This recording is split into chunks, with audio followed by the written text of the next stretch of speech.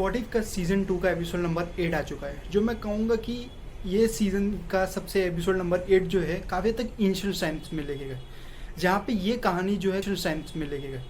जहाँ पे ये कहानी जो है काफ़ी हद तक अगर आप देखोगे तो इन्फिनिटी वॉर्स के व्हाट इफ से काफ़ी रिसेंबल करेगी आपको। जहाँ पे पैगी कार्टर को हमने एपिसोड 5 में जब देखा था कि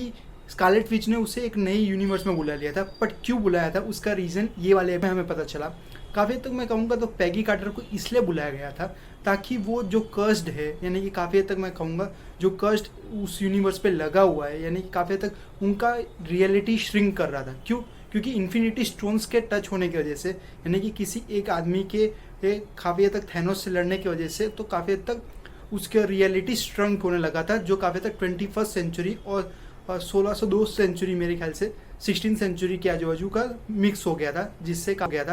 काफ़ी हद तक उन लोगों ने मेडअप कर दिया था। इसके वजह से काफ़ी हद तक हमें ये वाली रियलिटी देखने को मिली थी, जहाँ पे पैगी कार्टर, यहाँ पे बहुत इंपॉर्टेंट रोल है पैगी कार्टर का इस एपिसोड में, जहाँ पे मैं कहूँगा काफ़ी हद तक कुछ ज़्यादा एक्स्ट्रा नहीं दिखाया है। यहाँ पे सारे एवेंजर्स जितने भी हमें देखने को मिले, लोकी, थॉर, सारे कैरेक्टर्स हमें देखने को मिल चुके हैं। तो काफ़ी तक यहाँ पे थॉर जो है वो अपने थ्रोन में बैठा हुआ है, जो काफ़ी तक मैं कहूँगा कि वो नहीं था, हेला का था, जो कहूँगा कि हेला उसके थ्रोन पे बैठी हुई थी। और फिर हेला के जाने के बाद, यानी रियलिटी श्रिंक ने हेला को अपने कब्जे में लेने वाले, कह सकते हो कि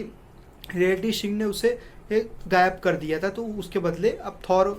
बैठा हुआ है वहाँ पे। और पैगी कार्टर का काम था इन सब चीज़ों से उन लोगों की रक्षा करना काफ़ी हद तक, और ढूंढना कि वो इंसान कौन है जिसके वजह से ये रियलिटी बनी हुई है, यानी कि व्हाट इफ ये सिचुएशन क्रिएट हुई है। तो काफ़ी तक यहाँ पे जो सिचुएशन हमें देखने को मिली थी, उसका मेन रीज़न काफ़ी तक स्टीव रॉजर्स था, यानी कैप्टन अमेरिका था। क्योंकि थैनोस से लड़ने के वक्त उसने गलती से टाइम स्टोन को, मेरे ख्याल से टाइम और रियलिटी स्टोन को टच कर लिया, और इसकी वजह से काफ़ी हद तक उसके इम्पैक्ट के हिसाब से ये वाला सिचुएशन बन गई, जहाँ पे काफ़ी हद तक कहूँगा कि वॉचर ने काफ़ी हद तक पैगी कार्टर को बोला भी था कि ये यूनिवर्स बचेगा नहीं, क्योंकि उसे खुद को पता है कि ये यूनिवर्स श्रिंक हो रहा है। उसका रीज़न काफ़ी हद तक एक रीज़न है, उसका मेन रीज़न ये है कि काफ़ी हद तक अगर चाहती भी तो पैगी कार्टर स्टीव रॉजर्स को कभी नहीं मार सकती, क्योंकि काफ़ी हद तक कह सकता हूँ कि पैगी कार्टर के अंदर अभी भी वो चीज़ें मौजूद है जो उसकी लव उसके लिए स्टीव रॉजर्स के, तो काफ़ी तक उसकी रियलिटी में तो वो काफ़ी तक मर चुका है, ऐसा उसको लगता है। बट यहाँ पे उसे अगर उस चीज़ को करना था तो वो काफ़ी तक स्टीव रॉजर्स ने अपनी कुर्बानी देनी चाहिए, क्योंकि पैगी कार्टर उससे वो प्यार करता था, और इसीलिए पैगी कार्टर उस चीज़ को नहीं कर पाती काफ़ी तक। बट काफ़ी तक यहाँ पे स्टीव रॉजर्स ने अपनी कुर्बानी दे दी और इस रियलिटी को बचा लिया। और लास्ट में हमें क्या देखने को मिला, स्ट्रेन सुप्रीम आ गया वापस से पैगी कार्टर से मिलने, जो काफ़ी तक कहूँगा कि अब एक नई शुरुआत होगी। आने वाले एपिसोड में हमें पता चलेगा कि मेन क्या ऐसा कौन है, यानी कि कौन ऐसा काफ़ी तक विलन है जो काफ़ी तक